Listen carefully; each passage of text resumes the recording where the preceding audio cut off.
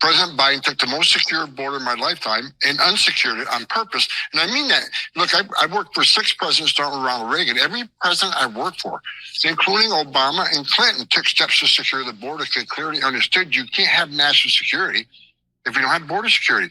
President Biden is the first president in history of this nation who came in unsecured the border. So it upset me because I knew every day someone's going to die crossing that border.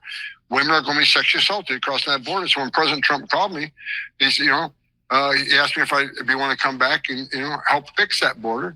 I didn't hesitate. I came back because I think it's the right thing to do. You've worked at obviously doing what you've done. It's spanned decades. So obviously one could easily surmise you have a lot of intel. You have a lot of access to information that the average American citizen may not know or what have you. Let me ask you this, and I don't mean to ask it politically, but I'm asking it this way. Have you received any kind of explanation as to why former President Biden literally went against what former President Barack Obama did during his presidency? And the numbers show he actually deported more immigrants out of this country than Trump did. Yet Biden comes into office in 2020 and he went completely against what Obama had done. You ever received intel explanation as to why he did that?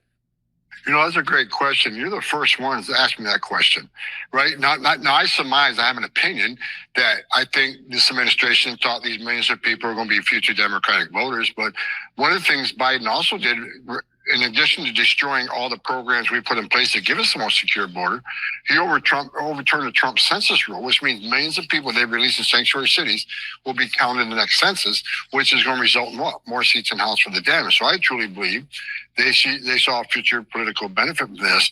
But you're exactly right.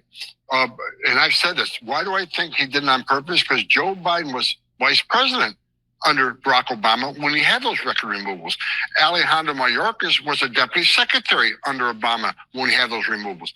And we had families. We had thousands of families coming across the border every day. How did we stop it? We built family residential centers. We held them long enough to see a judge. 90% lost a case. 90%. So we put them in an airplane, sent them home, border numbers tanked. So both those men knew how we solved that crisis. When they came back in, as now the secretary and the president, what did they do? The complete opposite. They didn't detain, they released. They didn't make them see a judge, and they weren't removing them. So they did the complete opposite of what they knew worked under President Obama.